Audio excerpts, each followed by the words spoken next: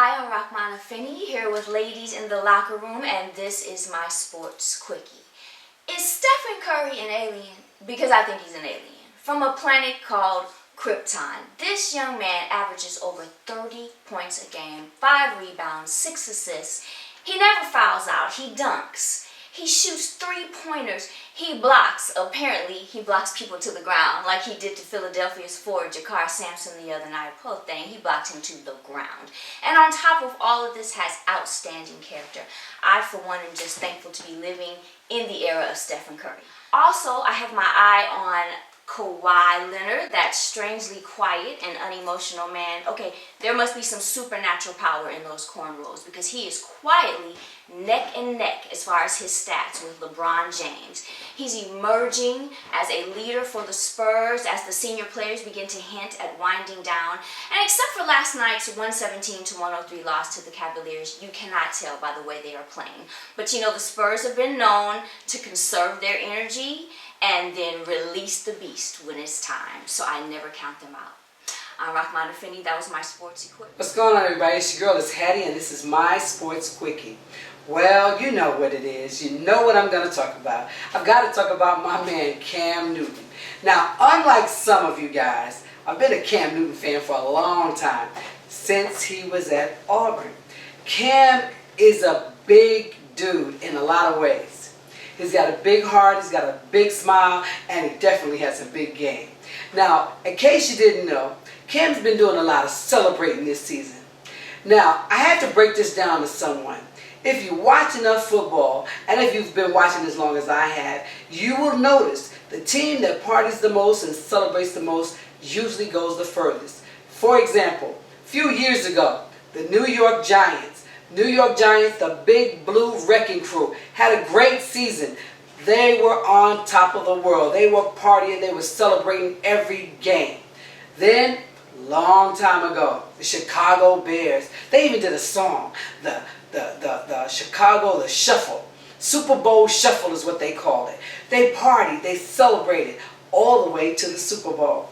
Now we have Cam Newton. Every game, Cam has went out there. He celebrated with his fans. He'd run around the field, slap as many people 5 as he could, get all that good positive energy, and look where he is. He's going to the Super Bowl. Hey, having a good time helps. That's why Cam is going to the Super Bowl. He's had a great season. He's had a great time. Next, I'm going to talk about my Atlanta Braves. Ladies and gentlemen, it's almost baseball season. It's about to be time for spring training. I don't know about you, but I'm headed to Orlando. Going to check out some Atlanta Braves. Well, the Atlanta Braves opened up their old stadium. As we all know, they're moving to Cobb County. But I went downtown to the Atlanta Stadium, and they had Fan Day. What's going on, everybody? It's your girl, it's Hattie, and we're out here today at the Atlanta Braves Stadium. The Braves are getting ready for 2016. Spring training is right around the corner, and the Braves are out here today meeting their fans. As you know, this is their last year in the downtown Atlanta Stadium. They're moving to Cobb County. So we're going to see what the Braves are up to and what other kind of moves they have. We'll be right back. It was very, very nice. They had some guys come out. They talked to the kids. They played with the kids. The kids got a chance to get out on the field, catch some balls. Let me tell you what I saw that I thought really, really works. The interaction with the players. The players, they sat down, they played Madden with the kids. They got out there, they played Connect 4, they played games, and the kids had a little one-on-one opportunity to really kind of get to know these guys as people. That's how you gain a fan for life. So I want to say great job to the Atlanta Braves, and I'm looking forward to a really good season. Met a couple really good players, and guys, Miss Hattie's going to be watching. 2 guys that I met that I thought they were really cool and they hung out with the kids, Malik Smith, Casey Kelly. Now, you all know Freddie Freeman is back. He's looking healthy, looking good. Now, in case you didn't know, in the front office, I want to say helping out behind the scenes, a big guy that's been around for a long time, Fred McGriff. Ladies and gentlemen, Fred McGriff is there loaning his expertise, his experience, his knowledge to those young guys, helping to make them better. You know, Braves, we're looking for you guys to turn it around this year. We're looking for another world championship. Malix, I told you, Miss Hattie's going to be watching.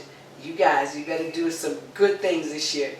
This is your girl, this is Hattie, and you're watching Ladies in the Locker Room.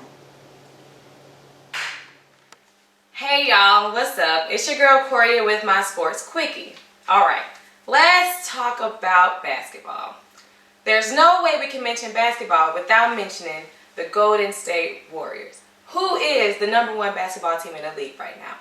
What we really want to know is, do we think that they can beat the 96 Bulls with their record of 72-10?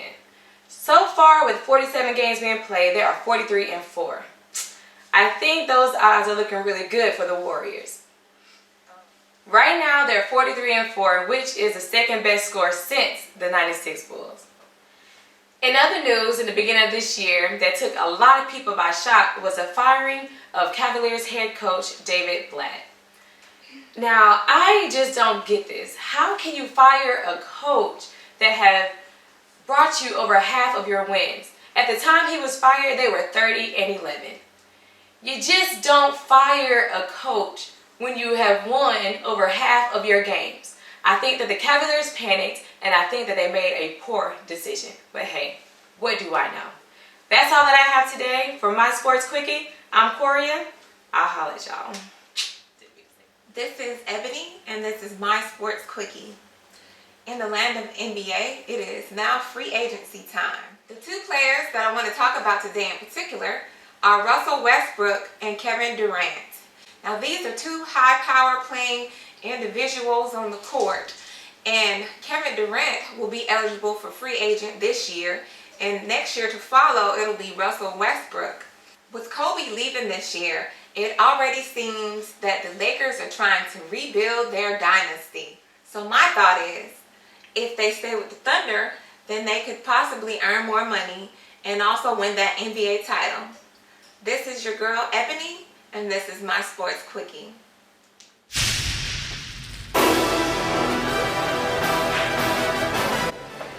Each week, the Ladies in the Locker Room takes the opportunity to sit down and have a round table discussion about something going on in sports. Well, this week, we're going to talk about a conversation that's been had for a couple of months now. And a few months ago, Ronda Rousey called out Floyd Mayweather. As a matter of fact, she invited him to a duel. Said she wanted to fight him. She gave a few reasons why. One being that supposedly he's hit women before. So she decided, well, you want to hit women, why don't you come beat on me? Well, Floyd didn't answer right away, but after a while he did. So ladies, let me hear from you guys. What do you think about Ronda Rousey calling out Floyd Mayweather, inviting him to duke it out? I think that she just called him out, guys that hit women are known as punks. So she's like, listen, you want to hit women, hit me. Hit me. Ronda Rousey. Yes, but we're not talking about any guy. We're talking about the undisputed truth right there. Right. We're talking about Floyd money-making Mayweather, the boxer whose hands are listed as a legal weapon. Right, and that's what much of the discussion is about, is everybody's comparing the stats. You know, she's 5'7", he's 5'8", she's 135, he's 150. And that's all cool because they're about the same size technically. But scientifically, the reality is that men have more muscle mass. Yes. However they're compared to us in size. And I guess it's arguable because she can kick, but she would have to get a really good kick in. Well, you know, she got a really good kick. Yeah, she's got a great kick. No, but her last fight, she received a really good kick. So she would have to get that in really fast. But if he were to catch her with one of those right hooks of his, left hooks of his, that's it. Okay, ladies, another thing I'd like to point out is the fact that Ronda told Floyd, call me when your earnings match mine. The same person who nicknamed is Money. Okay, so how does that work out? Alright, so I wrote these numbers out. Let me read them out to you. Okay, Ronda earns $100,000 per second in a fight. Mayweather earns $66,000 per second. So Ronda Rousey clearly has the up on that. But what about the other assets? Okay, Ronda gets paid $900,000 per pay-per-view buy. Well, not per, but just overall.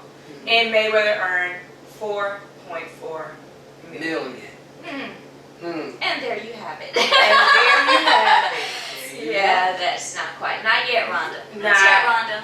Yeah. But maybe one day. Maybe one day. Also, she has earned $13 million fighting. Floyd has earned $15 million outside of fighting. Right. Rhonda, girl, take your time. You just slow your roll. Slow your roll, girl. Okay, because your money does not compare. Okay. Doesn't match up, in other words. No. All right. Well, you know what, ladies? Now he's saying that he would like to train Ronda. Train. Yes, he feels as though that would have a great impact on her next fight. That's actually a classy move. That's a classy move. Yeah. Not is it That's just something a he'd classy say. move, though. Think about it. Not is it just a classy move. It makes sense. Yes.